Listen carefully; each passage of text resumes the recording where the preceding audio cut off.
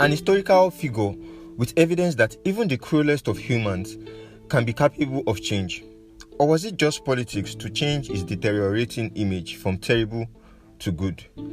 I think I'd need your analytical skills in decoding the real truth about today's influential human. Namaste, people of this weird planet called Earth.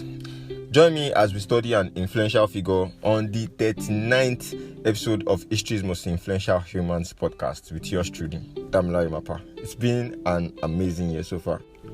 A man who wasn't the founder of the Mauryan Empire, but is the most historically influential, remembered for his controversial 38-year reign as the emperor of the Mauryan clan, more than 2,000 years after his death, Ashoka the Great.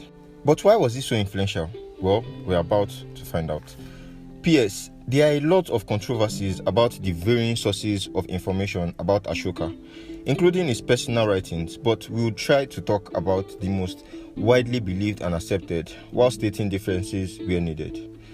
The name Ashoka literally means without sorrow, and according to a legend, his mother gave him the name because his birth removed her sorrows. His mother was said to have been the hairdresser of the then king and second emperor of the Mauryan Empire, his name Bindusara.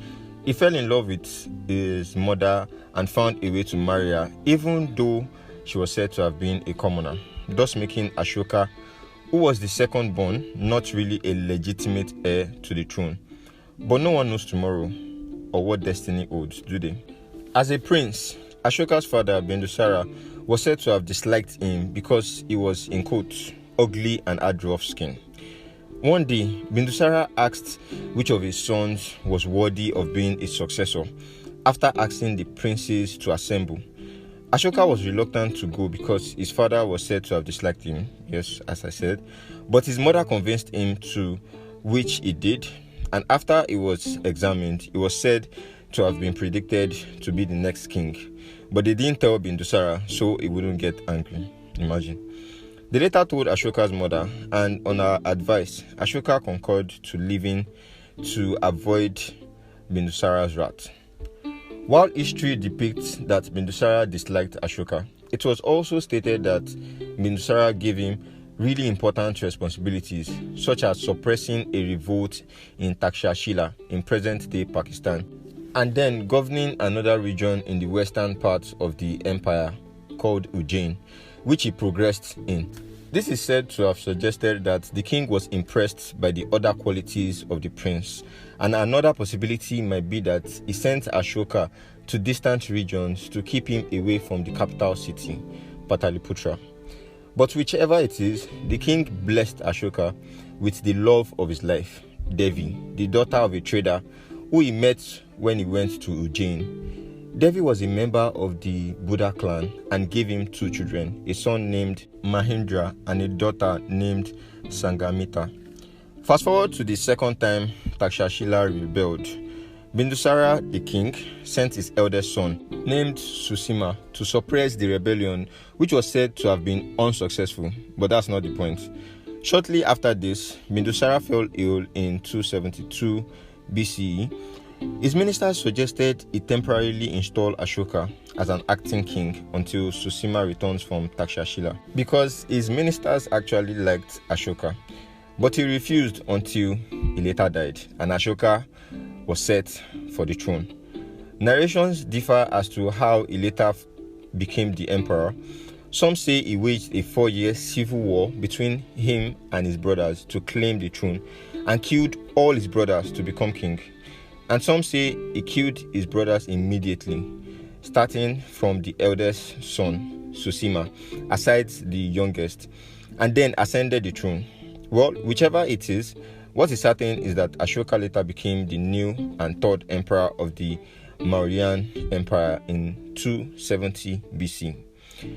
Ashoka was said to have been a ruthless ruler and king, as there were different accounts of his extreme cruelty, such as burning people alive, creating a personal hellish prison where he also tortured people for the littlest of crimes, and so many other things, until he was said to have, in quotes, been influenced by Buddhism and suddenly became a virtuous and benevolent leader, which was said to have been after he conquered a rebellious region in his empire, Kalinga, in the 8th ruling year. After all the carnage caused by the war between him and Kalinga, which saw 150,000 captured and 100,000 people dead, he was said to have mentioned that, in quote, even 100 or 1,000 parts of those who were slain, died or captured in Kalinga is considered regrettable by the beloved of the gods. Interesting. So in subsequent years, Ashoka was said to have been drawn towards Buddhism, which was founded by Siddhartha Gautama, the Buddha, a few centuries before his rule, and preached the values of peace, non-violence, and benevolence. The support of a king of his might made the religion of Buddhism grow faster at the time and in subsequent years, although the miraculous conversion of the king was said to have been more gradual, as opposed to the belief that the carnage that happened in Kalinga is the sole cause of the king's repentance to good, followed by the acceptance/promotion of the Buddha religion.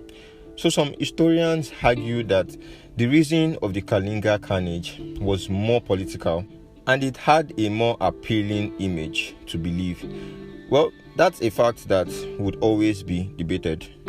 Subsequently, Ashoka went for pilgrimage to all the important sites in the Buddha faith, such as Umbim, where Siddhartha Gautama was born, Bodh Gaya, where he achieved enlightenment, and Sarnath, where he delivered his first lecture, and Kushinagar, where he had died and gained nirvana, which is divine accomplishment in the Buddhism faith in summary, and a few other religions.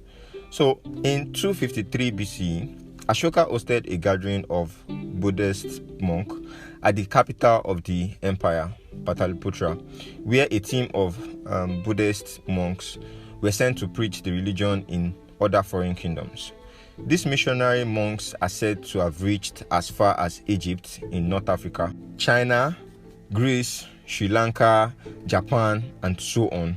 So it was because of Ashoka that this religion was able to reach all this region and is still popular till today, which was agreed to be his greatest achievement in his 38-year rule, according to some people. And after ruling over the largest swath of land in Indian history under the Mauryan Empire, having a stable rule of a vast and diverse empire for 38 years by enforcing successful laws and order, Ashoka died in 232 BC at 72 years old, and he is still remembered as the greatest ruler of a vast Indian region till today, 2,000 years after his death. Well, that's it on today's episode of History's Most Influential Humans podcast with yours truly, Damilare Mapa. It's a goodbye to 2022 from us on HMIH podcast, guys. Thank you so much for an amazing year, and we hope you give us a listening ear and curious mind in 2023. God spare our lives till then. See you on the first Saturday of January, fams. God bless.